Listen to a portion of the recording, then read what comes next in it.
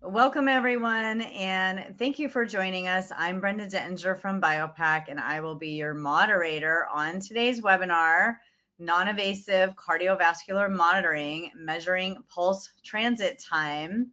Today's webinar is being recorded, and we'll send each of you a link once the recording is processed. During the webinar, if you have questions, please submit them through the GoToWebinar control panel. That's how you communicate with me, your moderator. I also have Tim helping out in the background. He might answer some questions if we get a lot of questions. He usually is really helpful in the background. I'll also pass as many questions on as I can to our panelists. Now, on to our presenters. We have a great panel of experts today. We have Dr. Sanjay Sood. He has his PhD from All India Institute of Medical Sciences, New Delhi, and he has over 32 years of experience working in diverse medical student populations as a physiology teacher and researcher. He is currently a consultant with BIOPAC out of the UAE. Welcome, Sanjay.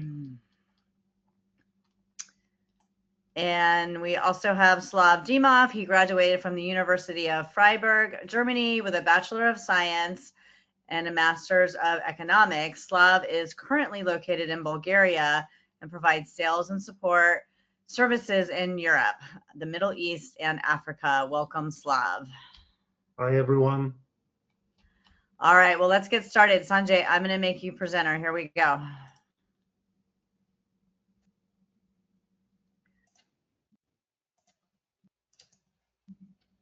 So before we start the webinar, let me give little background information. BIOPAC developed state-of-the-art scientific tools so that you can measure physiology anytime, anywhere, on any subject. We have been in business for the last 40 years, and 99% of the top universities in the world use BIOPAC systems. We have been cited around 58,000 times, and even various leading tech companies use BIOPAC to develop and validate their products. So if you see, BIOPAC is almost synonymous with the multimodal data acquisition systems. We offer solution for many research fields. And the hub of recording, data acquisition, and analysis is MP200, which comes with the AcqKnowledge cloud, and it can record up to 16 channels. So that is the beauty, that you can play 16 channels simultaneously. So it's ideally suited for multimodal data acquisition. We offer many options. We have eyeglasses and non-contact bar, which comes with a very sophisticated automated second and fixation analyzer. And then we also offer non-invasive blood pressure measurement, beat to beat. So it gives you very good objective cardiovascular hemodynamic parameters. We have a research ring, which is a wearable device. It picks up EDA, pulse, temperature, accelerometry, and if you have the ECG lead, also ECG. Same is true for bio harness. And this is Axon R. It is a very sophisticated tool which uses augmented reality and also artificial intelligence and picks up EEG. So it is a brain-computer interface and gives you insight into the brain function. We have functional near-infrared imaging systems which picks up cerebral blood flow, a surrogate measure of bold signals. So we have two options. One is from the forehead, and the other one is medlocks from all over the scalp here through medlock FNR system. There are various options you can pick up with EEG as well. Medlock comes with EEG as well. Then for EEG, we have smart amplifiers we call 100D, EEG 100D smart amplifiers. In addition, we have B-Alert and APEC system. We also offers EEG for animals. The system is known as EPOC. Another one very interesting for psychophysiology research is Face Reader. It is a software which automatically quantifies your behavior, facial mood. And then we have a virtual reality system which kinds of records various physiological, psychological, or subjective responses in a very realistic and immersive virtual environments. And our experts can also make these scenarios, tailor-made these scenarios depending on your requirements. So today what we are going to do is showcase one of the very important measure which we can record using BIOPAC tools, both research and MP36 units. So it is a measurement of pulse transit time. So I'll quickly talk about various guidelines, and then I'll shift to hardware, and then we'll do live demonstrations. So as I was telling you, MP200 is the hub, and it is basically comes with AcqKnowledge cloud. So it gives you data acquisition with analysis. Very powerful. AcqKnowledge tool is very powerful, and it can record 16 channels, and it has digital and calculation channels as well. And the best part of this gadget is it's a modular. Suppose in a limited budget scenarios these days, you can buy the main hub, and later on, depending on budget, you can go on adding various amplifiers. For research and also for teaching, we offer MP36 systems, and the R means the one which is good for research. So we have MP36 basic, ultimate, and advanced. So depending on your requirements, you can opt for this system. It's ideally suited for teaching medical students, nursing student, pharmacy, biology classes, and schools as well. The only limitation here will be from research point of view will be that it comes with only 4 universal channels. So today we'll be recording ECG and PPG. PPG is photoplethysmography, pulse PPG, and we'll be requiring smart amplifiers. They're smart because they're very small. And if you compare with the older version, which is PPG 100C, you see the difference in size. So these smart amplifiers pick up and faithfully reproduce all the signals. People who have the older versions, they can use PPG 100C. And if you're interested in wireless monitoring, we have bionomedics modules. So it picks up both the PPG and ECG. The only issue would be that there will be some delay because it's wireless. So the signals will be, little delayed. So you have to keep that thing in mind. And if you're doing on-the-go recordings outside, you can use loggers, and later on you can analyze the signals. For MP36, we have universal channels. So SS to LB is ideally for it's a universal channel. So and electrodes, it can pick up even EEG, ECG, EMG. So here we'll be using it. You can use it for recording ECG. But you'll be needing SS4LA PPG transducer. So it's for fingers. So then you can record the PPG signals. For smart amplifiers, we offer BN Pulse XDCR for fingers and Pulse Ear XDCR for ear lobules. So you can record from fingers or ear lobule. And if you have TSD124 sensors, so if you can use TCI-PPG3 adapters, then you can record from many places. So there'll be no restriction. So then you can exploit the sensors which you already have and record various PPG signals. Research Ring is a wireless device, and if you have ECG, it's a wearable device, so you can record both PPG and ECG. And blood pressure, of course, beat-to-beat measurement, so it gives you objective cardiovascular hemodynamic parameters, which is ideally suited for research. So in total, we are offering so many, more than 40 research fields. So the dictum goes like, you name it and BIOPAC has it. So let's talk about photoplethysmography. So we'll be using this sensor, which comes with the emitter and detector. So there is LED which emits infrared light. So the range is around 700 to 1100 nanometers. So that's the range, and the detector picks it back. So you can pick from either fingers and ear lobules, depending on your research question or research requirements. So let me quickly give you an overview that how you're able to record this PPG signals from peripheral pulses. Here, if you see, there is a graph which is PPG signal recorded from peripheral artery, I mean fingers. So here, if you see, when the heart ejects the blood during systole, that is ejection phase, a pulse travels all across the cardiovascular system. So plethysmo means it's a volume change.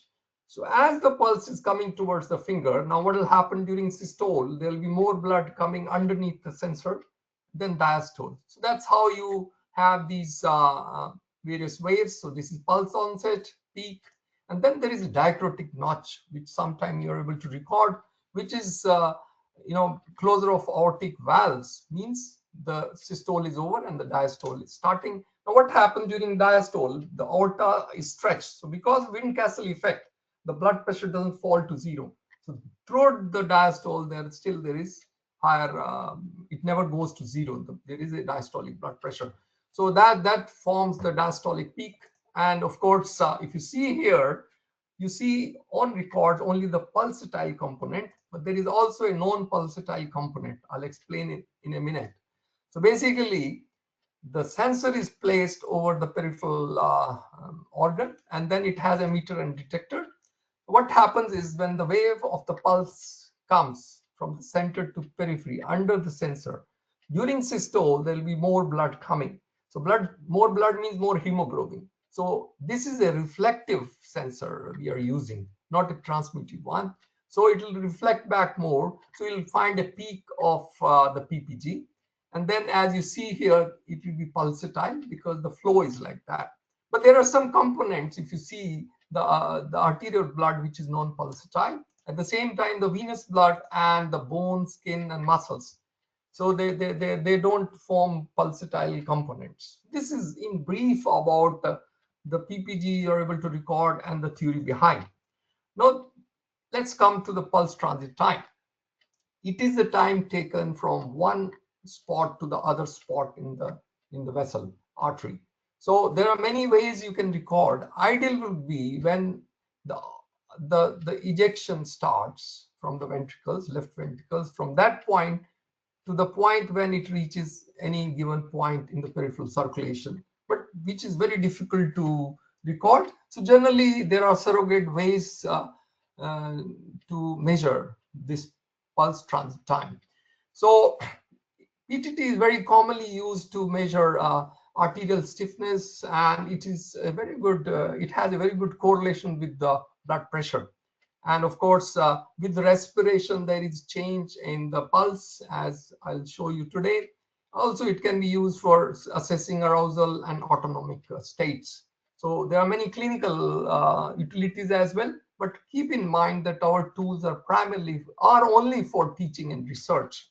There are some limitations of this method, maybe to exactly pinpoint the peaks and the troughs of the PPG, but we have very, very robust software, so we can have derivatives, so we exactly are able to locate these peaks. Then in addition, there is a discrepancy. The review of literature shows various ways to find out the distance. If you're planning to also measure pulse wave velocity, then that is another issue. Then when you're measuring from different areas of the body, because as you see, there can be your research question, so you can use various areas to measure it.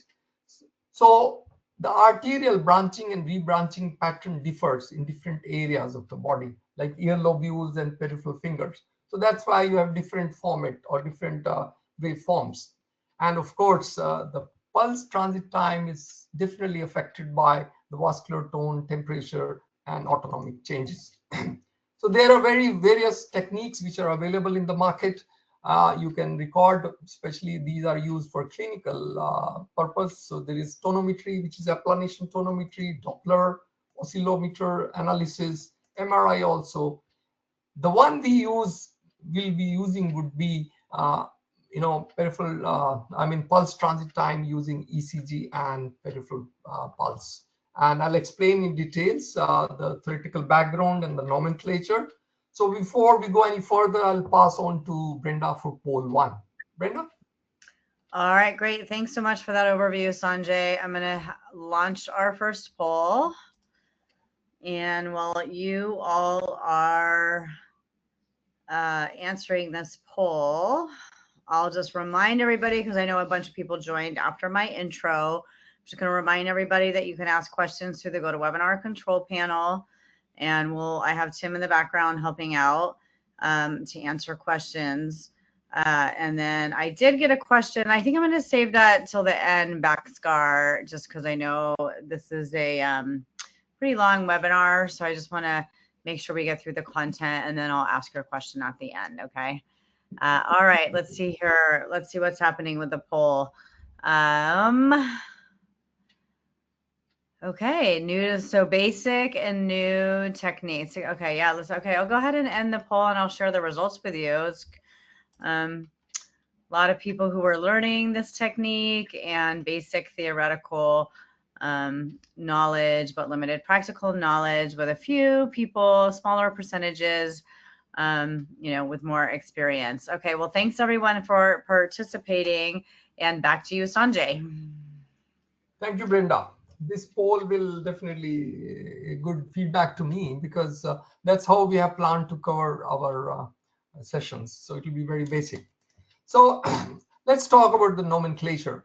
So we really reviewed literature, and we found there are various ways this pulse transit time is mentioned, and various techniques. One of the common one which we noticed is pulse transit time using ECG wave and the peripheral pulse. And of course, if you see technically, this is also known as pulse arrival time, and it's not totally arterial transit time, because it contains pre-ejection period. But at the same time, because it's non-invasive, reliable, low cost, and easy to use, it's very popular. So I was reviewing literature from 1960s to 2015. If you see majority of the publication, they have used PTT, the term for picking up QRS and peripheral pulse. So this is so popular because of its easy use.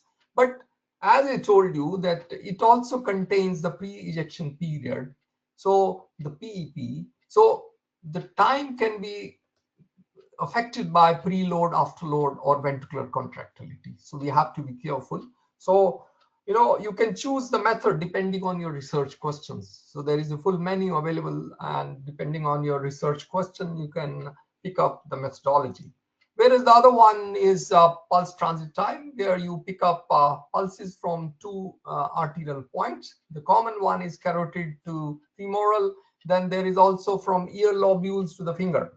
And that way there are so many options. And so it is the interval between 2 points. So you can measure the distance between these 2 points. So the distance measurement is always an approximation. So it's never exact. So that's why this is not absolute measurement. So if you know the distance and divide the pulse transit time with the distance and time, so divide the distance with time, you get the velocity, pulse wave velocity. So I'm making it very clear that we'll be using, of course, I'll be showing how to also calculate PTT using pulses. So here for demonstration, we'll be using the QRS and the peripheral pulse. So just to give you an example, here is the ECG wave. So we'll pick up from the R wave. And if you want to be very specific about pre-ejection period, you can also record impedance cardiography. So there these are DT wave. If you see the trough means it is the opening of the aortic valves. So this is the point of time when the isovolumetric contraction, the phase of systole in the heart, is over, and the blood is coming into the aorta. So it's the ejection phase. So you can pick it up. So that's how you're able to define PEP. So you can have precise measurements of PTT using ECG and ICG and the peripheral pulse. So another one is phonocardiography. It's very commonly used for teaching. So what is done is you record simultaneously the heart sounds, the ECG, and also some of the central pulsations. So here, if you see, for example, we usually use it to demonstrate electromechanical systole. Electromechanical systole is beginning of QRS and closure of aortic valves. So you use ECG Q waves as the beginning of electromechanical systole and closure of aortic valves from S2. That is the phonocardiography. So it gives you QS2 interval. And if you're using ICG along with it or peripheral pulse along with it, you can also find out left ventricular ejection time. And then you can record from the peripheral pulses. So if you see here, because there is some delay because of the transit time, so you'll have like this is more central pulse and this is maybe fingers. So you'll find there'll be some transit time. And based on that, you can also find the velocity, pulse wave velocity. So we'll be using ECG and peripheral pulse. So here is the R wave of the ECG, which is and then we'll pick up from the peripheral pulse the point where it starts. So that is the trough or the foot of the pulse. So this basically this area is a pre-ejection period. And then followed by this, there will be ejection of blood. So that's why you have a peak in the PPG and followed by a diacritic notch. So this is how you record. The requirements are standard. You can use for teaching, research, clinical research. You have to keep the subject in a quiet room, give sufficient rest to him. And, when you're putting the sensor, you have to be very careful. It should be, wrap it around the fingers. So, and it has to be exact pressure. So that you can see by getting feedback from the records. So in addition, the temperature factor is there. So your fingers should not be too cold. So you have to make sure that the ambient temperature is maintained in the lab. Because of the diurnal variation, when you're repeating these measurements, so you have to record same point of time. And no meal, no caffeine, smoking before the measurements, speaking, sleeping not allowed. And generally, if you record one respiratory cycle, it's enough to give you some hint about pulse transit time. And of course, when you're recording white coat effects, and it definitely, especially the blood pressures and the autonomic factors influence. So you have to calm down the person, let him rest, and then record. Another very important issue is whenever you're measuring the distance for pulse wave velocity, you have to record straight from one point to the other point. So you have not to go along the curvatures of the body. So especially when you're recording in a clinical setting, clinical research, there are certain exclusion criteria. You have to follow them. And it depends on your research protocols, research design, what exactly you're trying to study. And then you should always refer to cross references. So the idea of today's webinar is to show you that what all you can record using BIOPAC equipments, right? So there are many options. We'll not be able to cover everything, but we'll give you an overview of most of these. Now, already I explained to you that how you're able to record the system. So you connect the sensors to MP system, and either you record from earlobules or fingers. And then what I'll do is I'll demonstrate quickly. So I'm wired here. So if you can see, I'll also switch on the other camera so that you're able to see the equipments here. So here we have an MP system, MP200. This is MP160. So you can use MP200 or even if you have other version. So here are two smart amplifiers. This one is PPG 100D. And the other one is ECG. So this is what it is. And then I'll be using the sensor for PPG. So here it is. So if you see, it has, I'll be showing you. Let me keep it in front of the camera. So it has two emitters and detector. So there is LED and there is a wrap. which you can wrap around your fingers. But you can also use sticking plaster. Suppose you're planning to record from toe, so you can use any of the options. So you can also use a sticking plaster. And for ears, you have a clip. Now what I'm doing is I'm tying it around my finger. So this is you have to tie it very gently, and then the ECG is already connected. So this is AcqKnowledge software. So let me pick up a new graph. Here is a new graph. So what I'll do is, first thing would be to go to MP160 option, set up data acquisition. Now if you see here, there will be a window appearing before you. So I'll go to smart amplifiers. These smart amplifiers, when you auto configure, they're automatically detected. So you don't need to select them. That is the smartness of these amplifiers. Then if you see channel 1, I'll be recording wideband, and for ECG it's okay. And then here if you see, if you click this part, you're taken to the details onto the website of a particular component. So you can view the specifications here. So here you have the specifications. You're picking up a wideband 0.1 to 25 hertz. So this is how, and similarly for ECG. So you know exactly what you're doing. So another thing would be, I'll remove these options, and then okay. So here is the smart amplifier, PPG and ECG. So it's all set. Now I'll close. Let me also add one more channel. Let's say here, or rather, there's no need. So I'll directly record. It's a raw signals, and then later we can also filter. So here is the start point. So let me see. This is here is. So let me select again. So we have already selected and already selected, right? Digital calculation done. So here it is, and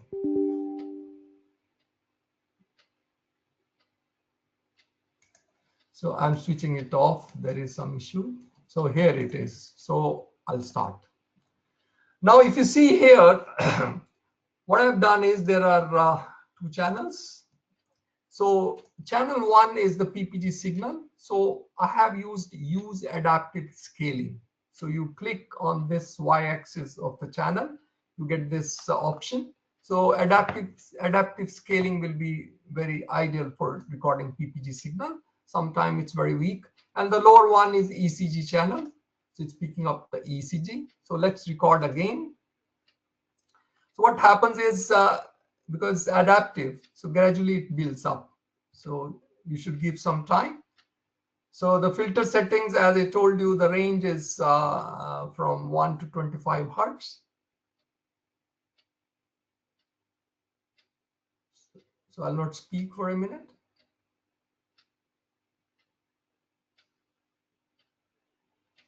So what I've done is, in the third channel, I have applied a band to remove the white noise. So if you see here, there's less noise. So you can also, using calculation channels, apply various things. So you see here what's happening is, let me see. So especially this part.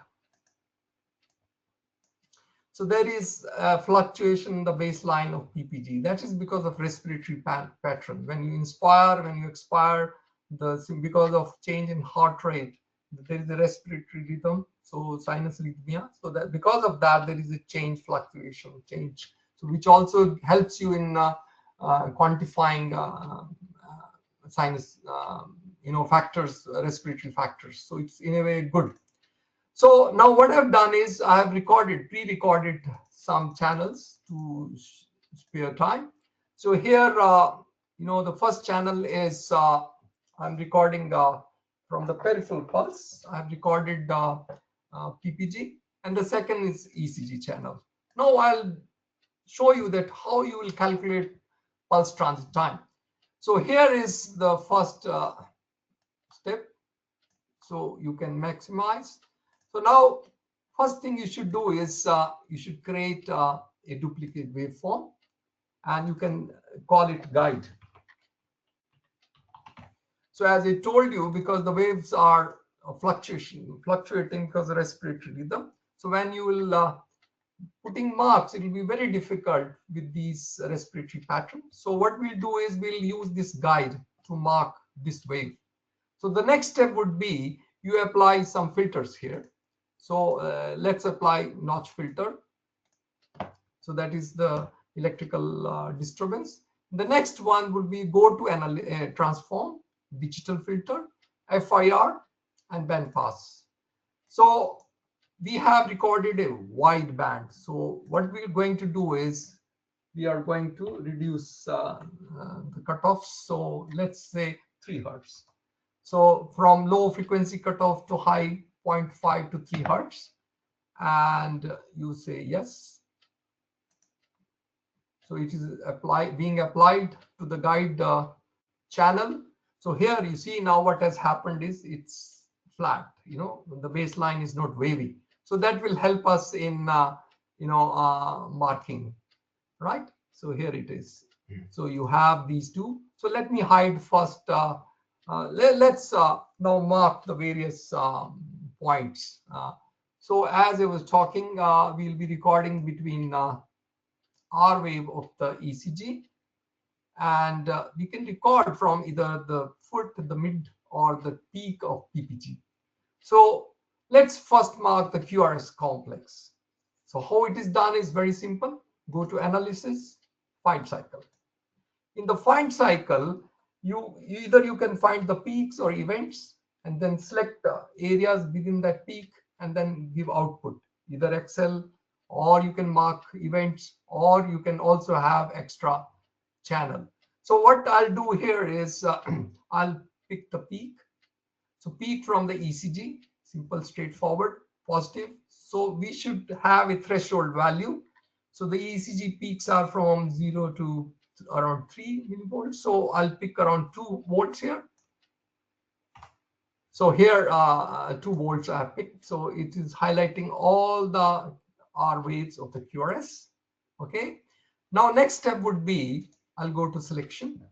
So here you can play around a little bit. So around that peak, you select minus and plus timings. So let me put a minus sign here, and let's put minus 0.1 second. And then if you see here, it is around 0.1 second before the peak. So similarly, you put plus 1.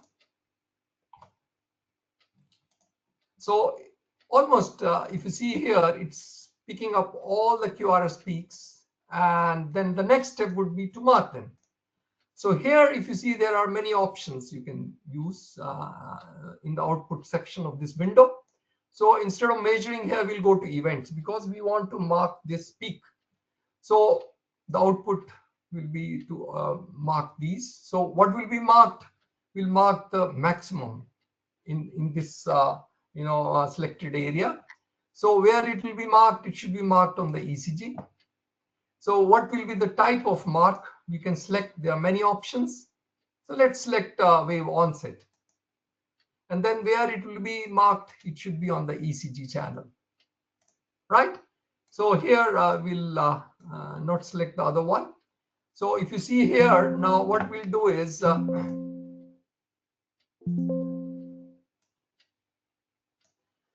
there is option of find cycle right here. So what I'll do is I'll click this find cycles. I'll take from the origin to the end. So I'll say set origin.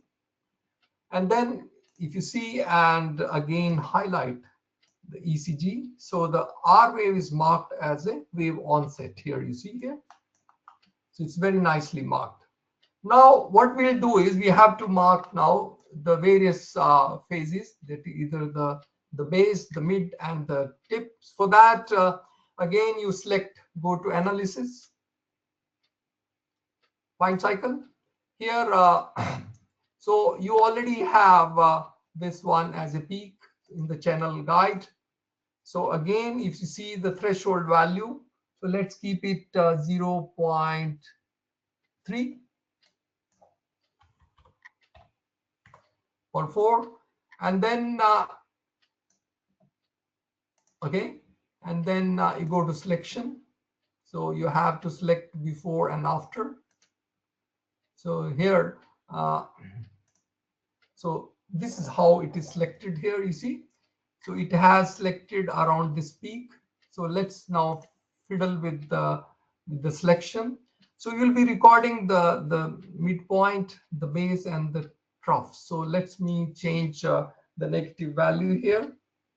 So you see now, let's make it 0.4. So now it's almost picking up the base here, and also the peak. Now after that, you have to go to again events, output. So now what you can do is mark the maximum in the channel, PPG channel. So you can call it wave end, and again you have to output to the PPG channels. Then at the same time, you can also mark the minimum one.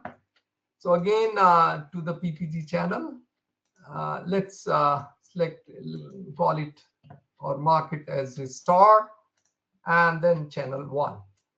So you need to check again whether everything is okay. So you're almost selecting these 2 points. The guide channel is helping you. So now you say find cycle set to the origin, and it's going to mark all minimum and maximum. So after having marked these areas, so the pulse transit time, as I was discussing, is ECG and PPG scenario is the time from onset of R to the onset of foot, or to the onset of peak, or to the middle part. Now, just to explain, what I'll do is you can similarly mark the center point. I'll quickly explain, and then I'll show, because of limitation of time, I'll show you here. So what you do is go to output events here.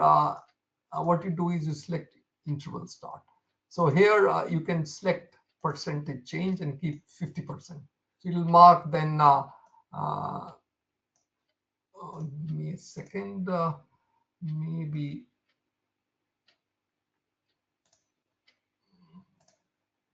Okay, so cancel. So now we have to select these timings. The process is very simple. You go to again analysis, find cycle.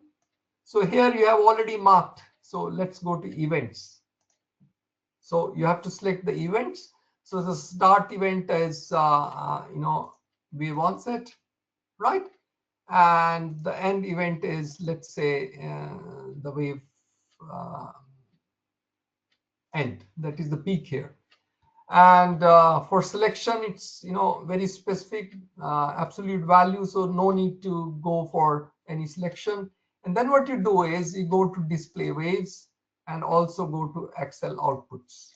So instead of events, you remove events, go to measurements, and select these two aspects. One will create a waveform, and the other one will also create the Excel sheets, and go for find cycles.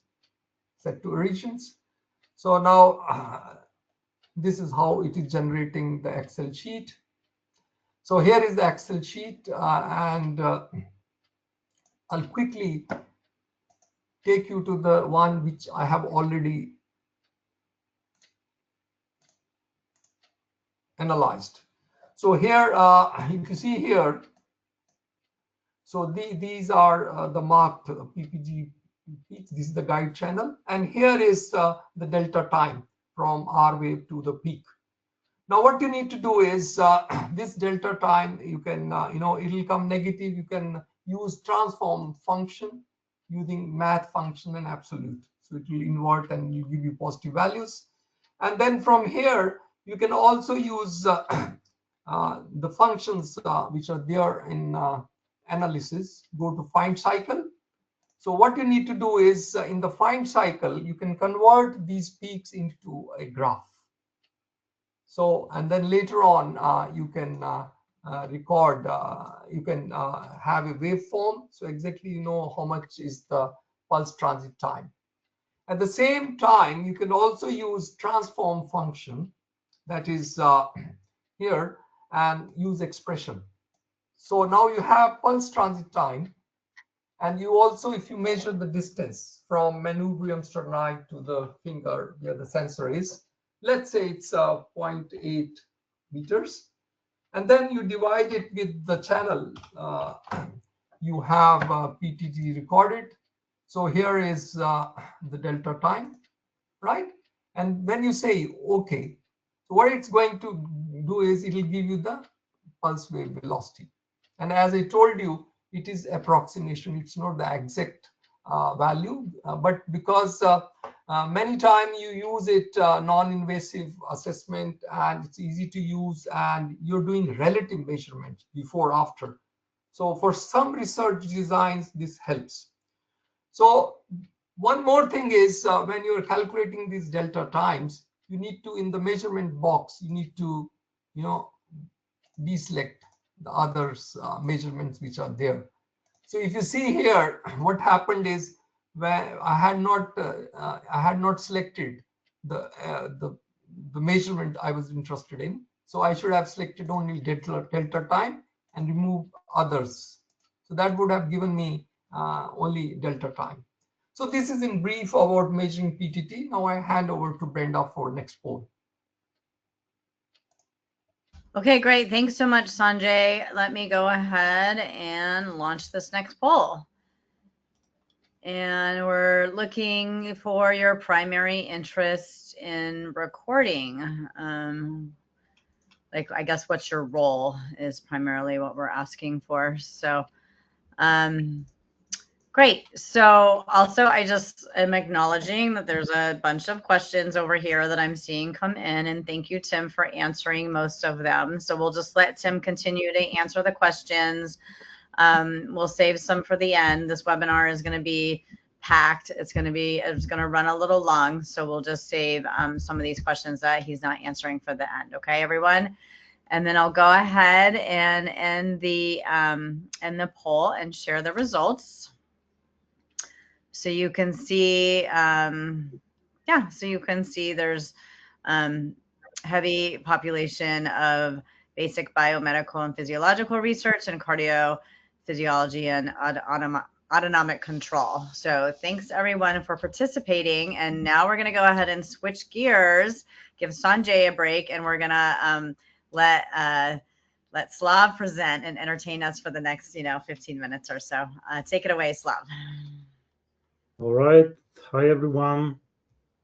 In this part of the webinar, what we're going to do is we're going to look for a correlation between a blood pressure signal and the post-transit time. And in theory, increase in blood pressure should lead to higher pulse wave velocity and thus to a lower post-transit time, at least in healthy participants. So this is something we're going to investigate. And to record blood pressure, I'm using the NIBP 100E-HD. And this is the configuration in which we set up the equipment. So the NIBP 100E is completely compatible with the MP200, the MP160, or the MP150 modules. So it's just another module that you snap on the side of your MP setup. And in this case, we're also using two smart amplifiers like the PPG 100D and the ECG 100D amplifiers.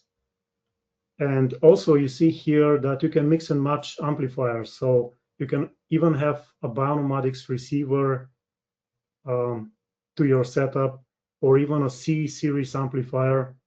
So it's all up to you. And also the NIBP 100E is already completely controlled from AcqKnowledge. So once you enable this module in your AcqKnowledge software, then you can control all the different settings. So you can choose between automatic or manual calibration. You can choose the intervals for recalibration of the upper arm and also the switching of the pressure between the left and right finger cuff. So as you see here, we're using this double cuff finger sensor. The device comes with 3 different sizes of finger cuff sensors, like small, medium, and large. And there are also 3 different upper arm cuffs for calibration of the finger sensor. And if you're using the standard non-HD blood pressure monitor, what you can record is systolic, diastolic, mean blood pressure, and also heart rate. But if you upgrade to the HD version, it gives you also additional hemodynamic calculations like cardiac output, stroke volume, systemic vascular resistance, and other hemodynamics measurements. These metrics are calculated once you punch in also the participant's age, weight, and height. And what I'm going to show you is also how you can automate the whole process that Professor Sanjay Sood showed you in calculation of post-transit time. So there are many steps that he showed you how to identify particular peaks in your signals, but you can also use the BIOPAC workflow license feature for AcqKnowledge, which allows you then to build a series of complete workflow of functions that you can execute with a single click, and you'll come to the same results. Just need to make the assumption that in this case, I'm calculating post-transit time as the time interval between the R peak in the ECG signal in the QRS complex and the peak in the PPG signal. But that's up to you. You can also use the foot of the PPG signal or the 50% point between foot and peak. That's all up to you. And once we've calculated the post-transit time, we can easily also calculate pulse wave velocity, as Professor Kumar showed you. We need a distance. In this case, we're taking the distance between the sternoclavicle joint and the finger on which the pulse sensor was placed. So once we divide distance divided by time, we get the pulse wave velocity. And yeah, let's go back to AcqKnowledge. And this is the data file that we have pre-recorded in order to demonstrate the workflow process. And here I have the PPG signal, channel 1, ECG signal. I have the blood pressure. Down in the journal, you can see what kind of settings I'm using. So PPG between 0.5 and 3 Hertz, ECG for 1 until 35 Hertz. And in addition to that, we're also recording cardiac output, stroke volume, systemic vascular resistance. We're calculating only the systolic, the diastolic blood pressure. And during the recording of this experiment, we have also placed these event markers right here in the global channel. And the idea is that the participant was changing posture several times during the experiment. So the participant was seated for a certain amount of time, then he stands up, then he sits down again, stands up. So that's why during the recording, we manually press functional keys on your keyboard to insert those kind of event markers. So if I show you the whole duration of the experiment, you see here in the global channel that we have many such event markers. And yeah, if you have the workflow license feature enabled on your AcqKnowledge license, here in the menu, you will see that workflow menu, and I can call the workflow editor. And the beauty of this feature is that here on the left side, you have all the analysis options and different mathematical transformations that you can select from the graphical user interface of AcqKnowledge, but you can also drag and drop them right here and build your own workflow. For example, you can tell the software, okay, get the top graph in your AcqKnowledge. Then, for example, maybe create some focus areas, then maybe apply a filter, and so on. Choose something else. And once you save this workflow, you can execute it on your data. So I have here created a workflow which is doing exactly what Professor Kumar showed you previously. And I'll just guide you through the different steps in my workflow. So basically, I'm getting the top graph and I'm looking for a channel with the name ECG because this is where I want to place event markers on each QRS complex. And before that, I also want to define focus areas. So for each sitting period, I'm telling the software, okay, look for event type, event marker of the type 1 as a beginning, and again 1 as an end, and mark that as a focus area with the name sitting. And I also want to have focus areas called standing. And later on, I can compare then how was the physiological response between the different focus areas. So in this case, I'm looking for event markers of the type 2 as a beginning and end, and the software will do that for me.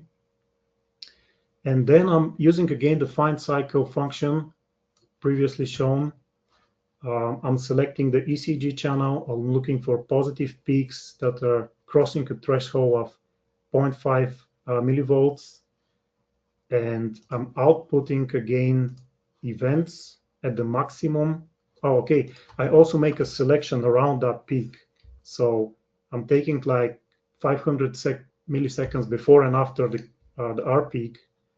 And at the maximum of this interval, I'm placing a waveform onset marker. So I'm repeating the find cycle procedure with another find cycle. At this time, I'm again selecting the R peak in the ECG channel, but I'm making a different selection. This time I'm taking 600 milliseconds after the R peak, because this is the time interval in which I expect that there will be a pulse wave detected. And I'm outputting on the PPG signal a wave event marker of the type waveform end. And finally, the third step is to measure the distance between these two markers. So with the third and final find cycle function, I'm looking this time not for peaks, but for events. And these are events of type waveform onset on the ECG as a beginning, and my ending event is a waveform end on the PPG signal. And this time, in the third tab of the find cycle, I'm not using events anymore, I'm taking measurements. The measurements will be displayed as an extra channel and will be also exported to Excel. And I'm taking the delta T. And I will also then switch to that particular new generated channel called delta T, and will perform a mathematical transformation.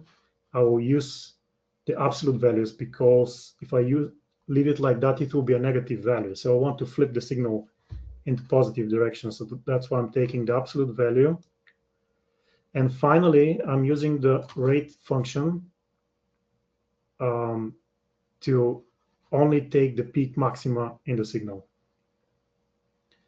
And I will call this new channel PTT, for post-transit time. And also, I will create a new channel with the expression function, in which I'm dividing, in my case, I measured a distance of 0.75 meters between the heart and the finger, and I'll divide that by the post-transit time. And my new channel will be called post-wave velocity. Single click, and let's see what's happening with the data.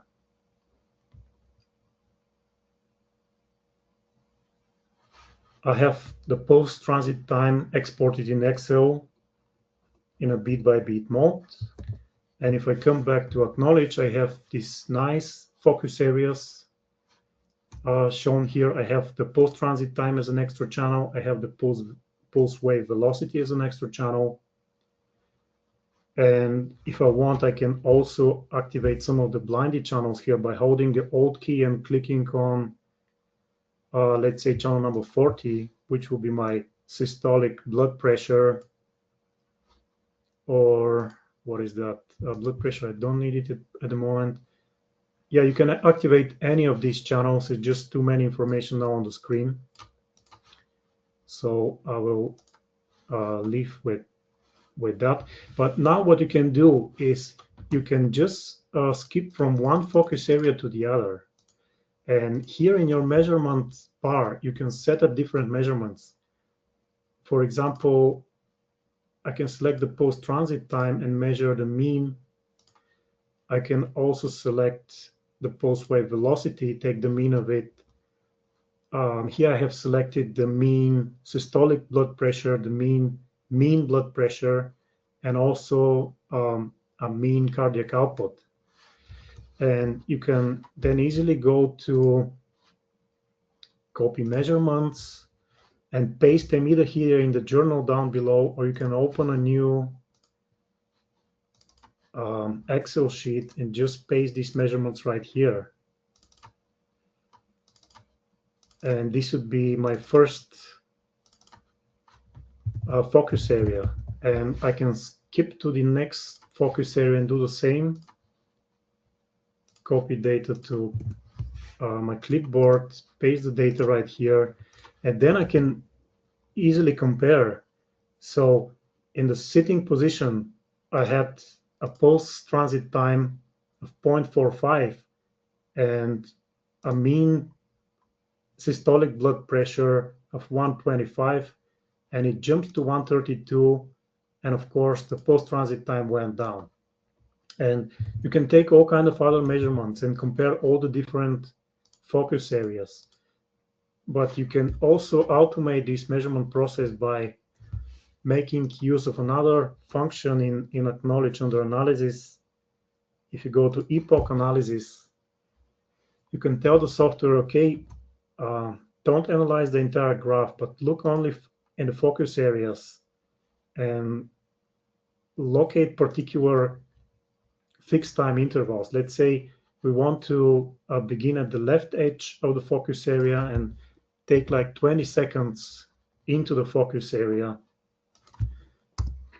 and export all the measurements to an Excel spreadsheet. And with the next click, the software will ask me, okay, what kind of measurements are you interested in? And there are plenty of options here, but let's take the mean of the post-transit time, the mean pulse wave velocity.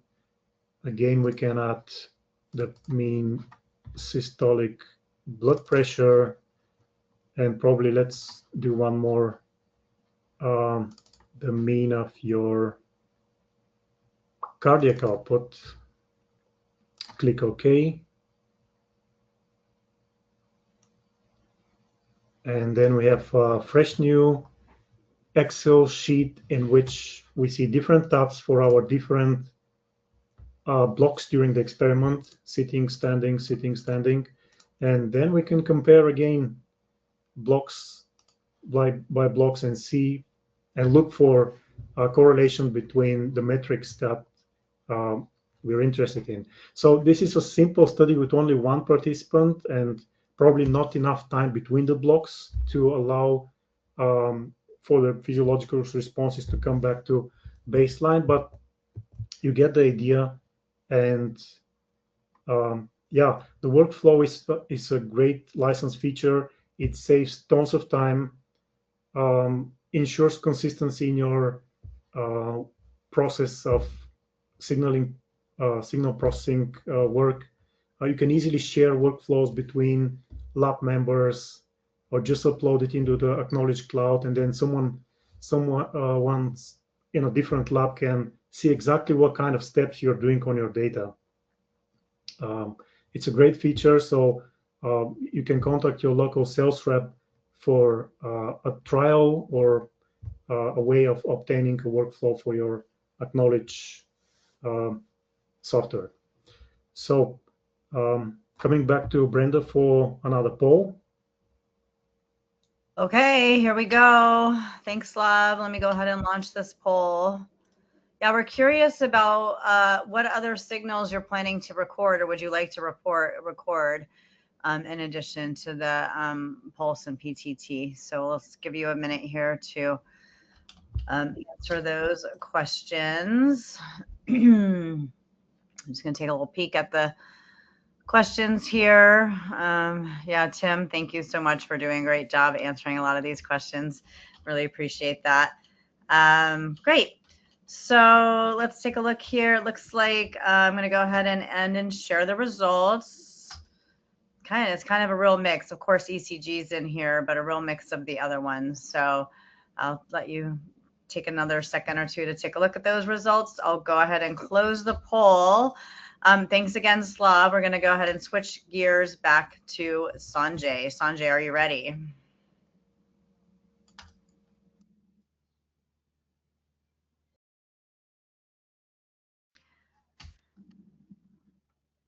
Yep. Okay.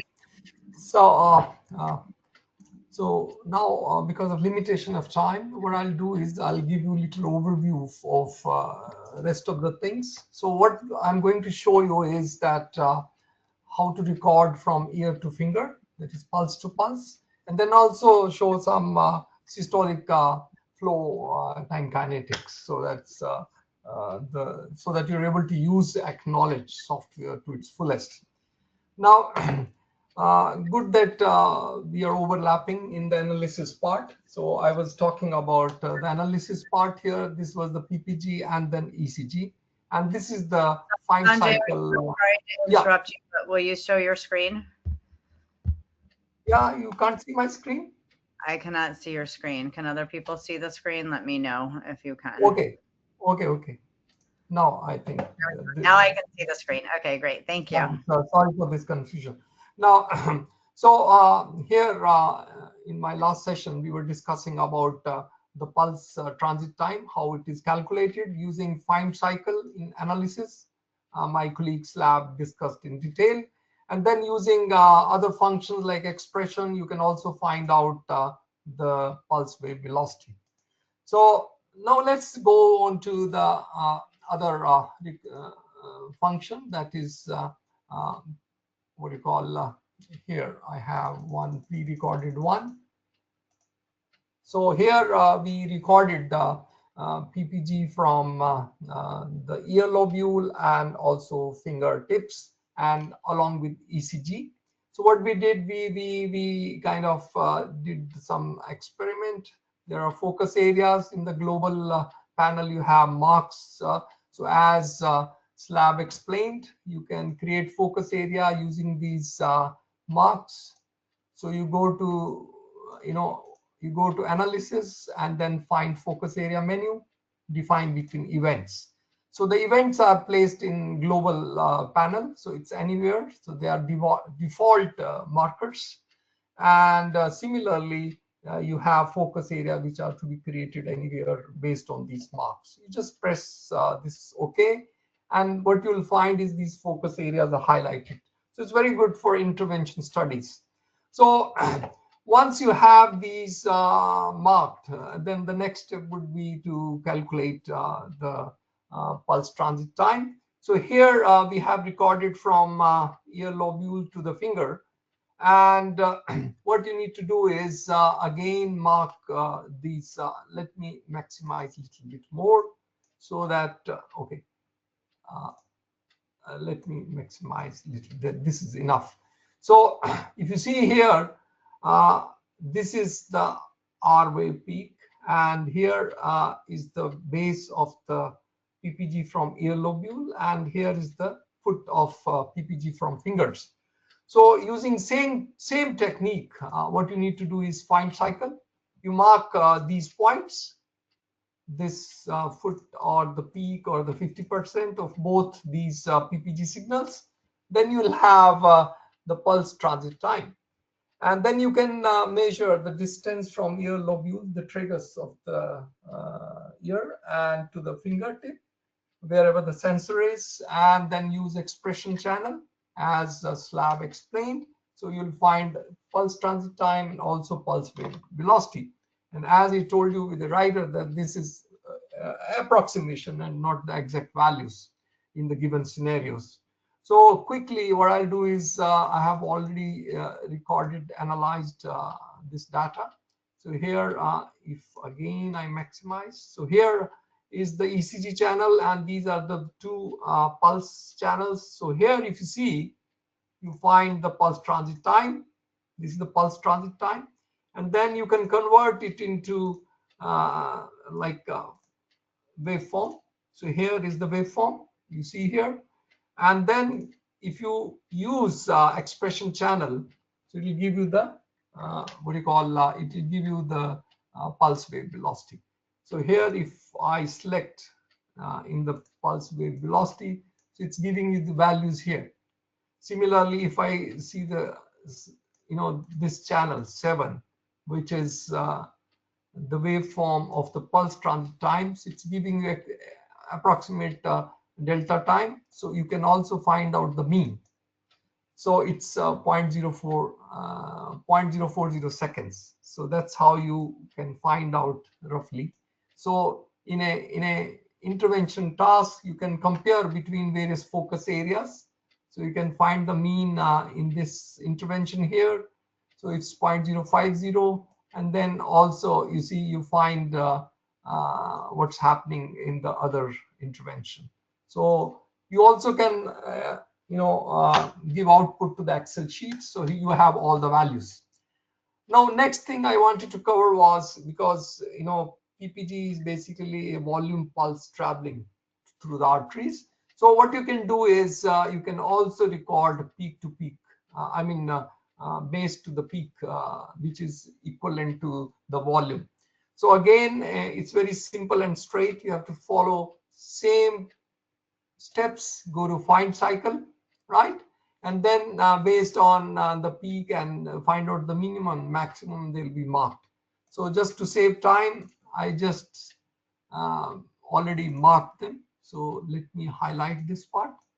So here, if you see, so you have to always create a guide channel, because the original pulse will be wavy, so baseline will not be okay. So the guide channel will help you in marking these points. So I marked the middle and the peak, so that gives you the total volume in each PPG cycle. And then what I'll do is I'll show you some more options. One is left ventricular ejection time, how to calculate it. So this is not an ideal setup, but still to give you some idea, I'll show you how it is done. So here, what I've done is this is I've split the screen. So here is one waveform. I marked it. So basically, if you use our ECG wave, and then in the pulse you use the aortic valve opening. So that is this point. And then you also mark the dichrotic notch. So from the opening of the valve, aortic valve, to the closing of the aortic valve is technically left ventricular ejection fraction. So now, how to mark these? Now we use a function which is available in AcqKnowledge, which is known as first and second derivative. The first derivative tells you the rate of change, and the second derivative gives you additional peaks if they are there. So I'll quickly show how it is done. So again, what you do is you pick up, let's say, some of the areas here, right? I'll remove the split function here. So let's mark these peaks. So what you do is you create one duplicate waveform. Let me remove the ECG from here. So you have a duplicate waveform, and then you apply the function that is derivative. So you use transform and go to derivative, and then fix it around 25 Hertz, which works fine. You can review literature, and as per recommendation, you can use various filters. You have, say, Okay, so one thing is that you need to select the waveform, which I forgot. So here you have to select the whole of the waveform and then apply a derivative function. So you say, okay. So here, if you see now, it has derived the derivative 1. So here is the derivative 1. So if you see here where the crossing is happening, so it's almost giving you the foot of the wave. Similarly, what you need to do now is create another duplicate waveform. So we have 2 now. So let's play with this one. You want to mark this diacritic notch. So what you need to do is this is derivative 1. So you have to apply transform function, a filter. Let's apply low pass filter. Again, follow the standard guidelines from cross references. So I'm using 10 hertz. So again, you need to select all and then apply the filter here quickly. I'm doing it so that we save time. So once the filter is applied, then you apply second derivative. So it's straightforward, around 25 hertz frequency cutoff, and say okay. Now scale it. Now you see here, this is the first derivative here. So where it's crossing the 0. So it's almost the base or the trough of the PPG pulse. Now if you see, there is a second pulse here in the second derivative, which is corresponding to the diacritic notch. Now it becomes very simple. So you kind of So what you do is using display here, you can change the position of this pulse channel. Let's move up. So now you have 2 points as a markers. So this one will give you the point where the trough is, and this point will give you the notch. So you can mark these points using analysis find cycle function, which we have explained so many times in this session only. So you mark them, and then again you go to after marking, you can find out this duration. So that gives you left ventricular ejection time. And similarly, if you have ECG with you, so you pick up the R wave, mark it. So that gives you approximately the pre-ejection period also. So you can mark the R wave from here to here will be pre-ejection period. Of course, it will also contain electrical events. So it's not idle. Now, another thing is we can also record ICG, as we were explaining before in my introductory slides. So here is a channel which has ECG and also ICG DZ DT. So here it's so easy using ICG. So you can record. So here is the B point. You see, this is the B point of the ICG component DZ DT, which is opening of the aortic valves. So let me enlarge a little bit so that it becomes clearer. So now from the R wave to the B point, basically, that is giving you pre-ejection period. So if you have gadgets, you can record ECG, PPG, phonocardiography, ICG. So that will give you some idea about various components, the time kinetics, the systolic time kinetics. And then last, what I thought I'll also cover a very important topic, that is phonocardiography. So how to record QS2. So there are 2 channels recorded here.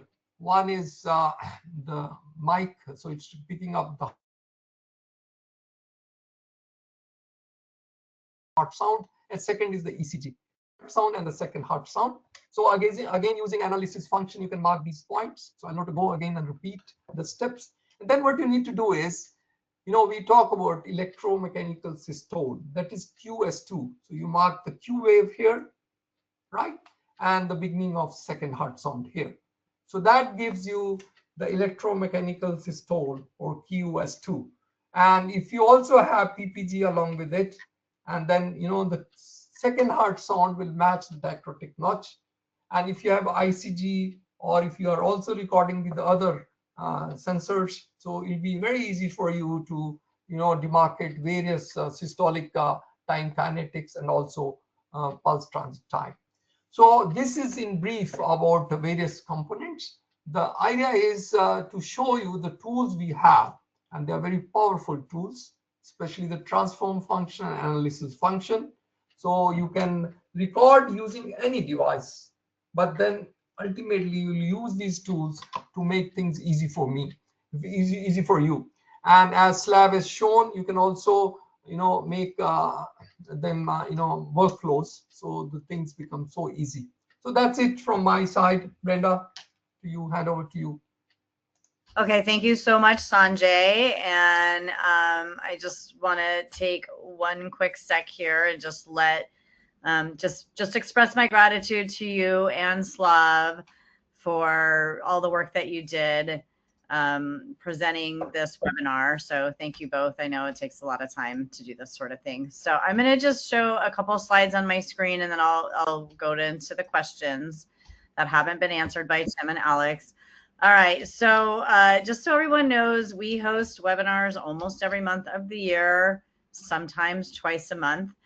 And you can access any of these webinars and watch them at your convenience on the go to biopac.com webinars page. So I'm just going to scroll down so you can see, all the different, a bunch of ECG webinars here, of course, heart rate variability and HRV. And then there was some other ones in here that were interesting, but lots of great webinars. Honestly, Trev is this new technique. I don't know if you saw the webinar, kind of newer technique, if you saw the webinar last month in January, but lots of great options here. Also, I want to share that if you scroll down to any page of our website, you can access your local sales representative. So wherever you are in the world, this if you fill out this form, it will go directly to your local person, whether you're in Italy, UK, Asia, or here in California where I am. My rep is Amy, since I'm here in California. So I just wanted to show you that real quick. All right, so moving on here. Also, just so you know, we do host regional workshops at universities in your area. So we've hosted a bunch of them all over the world. You can host one and invite colleagues in your area, or you can just attend one if there's one hosted in your area as well. That's a great way to learn about the products. Workshops are way longer than webinars. Webinars are hour or more, and you get hands-on experience with the equipment that you're interested in learning about. So definitely fill out this form or contact your local representative if you're interested in something like that. All right, now on to our Q&A. We're going to go way back to the very beginning here. I know John's been waiting a really long time. Sanjay, on slide 16, you mentioned autonomic status. How do you measure that? And I don't know if that was addressed in the subsequent text. So basically, that is the best part of pulse transit time. In fact, what happens is the peripheral arteries have a stiffness, the tone, a diameter. So as the diameter is changing, so the velocity will change, the time will change. Pulse velocity, pulse transit time will change. Suppose the blood pressure goes up. So what will happen is the transit time will be faster, so it will be shorter. So that's how it is a surrogate measure of autonomic function. So you can use it for testing various psychophysiological parameters. You give intervention before and after. But at the same time, I'll again highlight that the technique you use, it varies. But you should always quantify what exactly you're measuring, whether it's from one artery to other, ear lobule to fingertip, or from ECG to fingertip. So that is one angle. So, and that's how it is also used, this parameter, to check cardiovascular health assessment, and also, as Slav showed it, that it is basically have a strong correlation with blood pressure, the pulse transit time. So that's how you can use it as a non-invasive tool, very easy to use, and for monitoring. Yeah. Okay. A question from Boxcar. I'm sure I'm not saying your name right, but my apologies. How PTT will change? How will PTT change from infant to adult aged person? Okay. So, when we are recording pulse transit time, basically you're recording the time taken from when the blood is ejected out from the left ventricle and it's traveling all the way to the arteries. Now, the biggest issue would be these arteries, their branching pattern depends on which area of the body you're recording from. And second issue is in kids, in children, in infants, and in adults, the length of the arteries will vary. So that's going to impact the transit time. So that is one very important issue. But the technology is so easy that even in children, in infants, you can measure because it's non-invasive. So that's how it's going to impact because of the transit time. The time it takes to travel, because in adults, the length of the arteries will be longer. So that's how it's going to impact. And plus, in addition, as I told you previously, the rigidity of the arteries. As you grow old, and in infants, there is a difference. That's also going to impact the transit times. And there are many other factors also, which I mentioned in my presentation, which will affect. Yes, Brenda? Okay, thank you, Sanjay. All right, Kenneth asked, I usually hear AC versus DC coupling. How does it relate to setting up the PPG for data acquisition?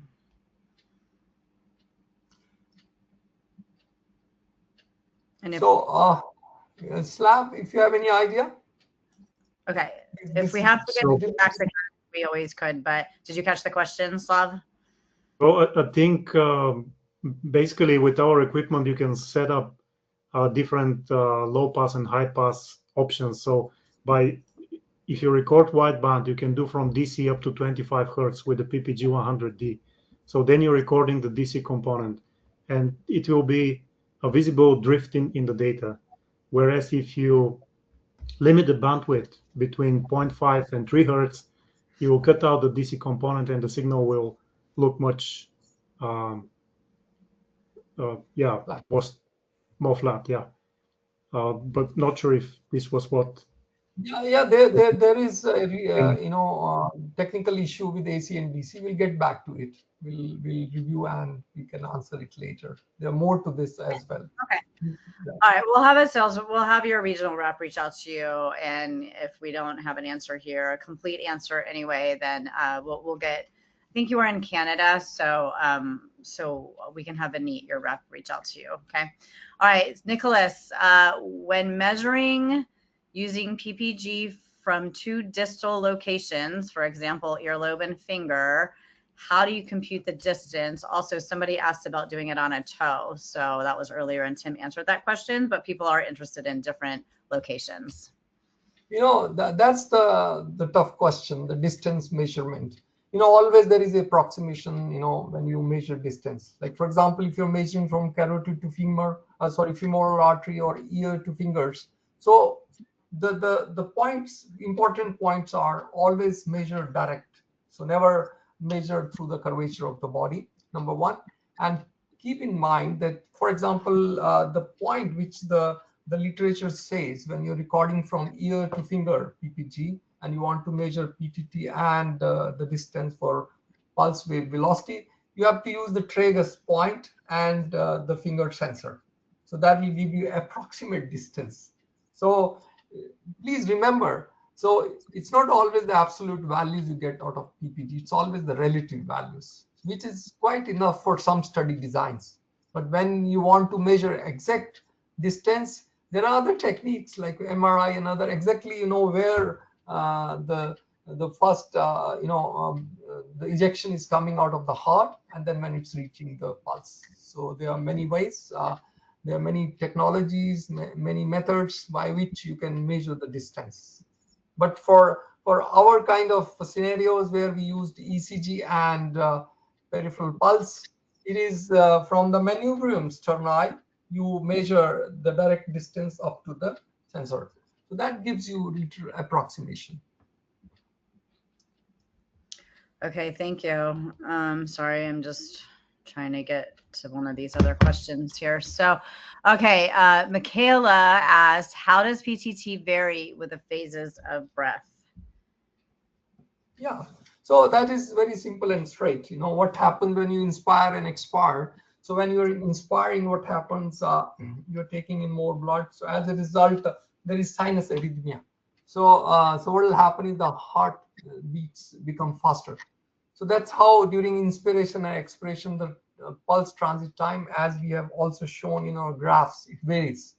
So it's a local regulation with respiration. So that is typical sinus arrhythmia, which we see in normal people. So that's how with the respiration, there is a change in pulse transit time. So basically what will happen during inspiration, it will be faster. During expiration, it will be slower. Okay, great. Well, one last question here. I don't know, like, do we know why PTT isn't used for BP measurement? Is that an easy thing to answer on the webinar? Yeah. So yeah, because in SLAB, his opening remarks were it's a correlation. It's it's not absolute measurement. So like, for example, there are many scenarios where you want to measure blood pressure. Suppose it's a case of emergency scenario in a clinical setting. If there is hypotension, you should be alarmed. So you don't need absolute values. So this PPG gives you a very good correlation with blood pressure. So that's why in many settings, in emergency settings, in wards, and also for research, you can use it as a surrogate measure. And it has a very good correlation with blood pressure, PPG and blood pressure. So that's why it's so popular. The reason PPG is so popular, because measuring beat to beat blood pressure takes a lot of effort, as Lav has shown. Whereas you just put in one sensor, and if you are meeting all the exclusion criteria and following all the guidelines, so you get a little bit approximation. So it correlation with blood pressure. So that's how it is being used, rather exploited in research and clinical settings. All right. Well, thank you guys. Really, really appreciate your time. I see Tim is still answering questions over here in the background. So thank you, Tim, for your time as well. All right. So I just want to just share a couple closing comments, and any questions that aren't answered, we'll still have a rep follow up with you guys to just check in, so you can ask any follow-up questions that you have, or clarify any additional details that you want to clarify. All right, I just thank you again, Slav and Sanjay and Tim and Alex, who was also in the background. So really appreciate your time and all the effort you put into this amazing presentation. And thank you, audience members, for being so engaged and for attending today. We appreciate your time as well. Today's webinar was recorded, and we'll email a link to the recording most likely tomorrow, but Monday at the latest. When you close the webinar window, you'll see a survey. Please complete that so we can have your feedback and ideas for additional webinar topics. We also on biopac.com have additional references, screencasts on specific features and analysis tools, application notes providing step-by-step instructions, and information about upcoming webinars and events. We have we're getting ready for our spring conference season. We will be at several events this spring. So for there, come by and say hello. We'd love to meet you. Speakers, anything else before we conclude? That's it, Brenda. Thank you very much, attendees. Thank you, Brenda. Thanks everyone for attending. All right, have a great rest of your day, everyone. This concludes today's webinar. Take care. Bye. Bye-bye. Bye-bye.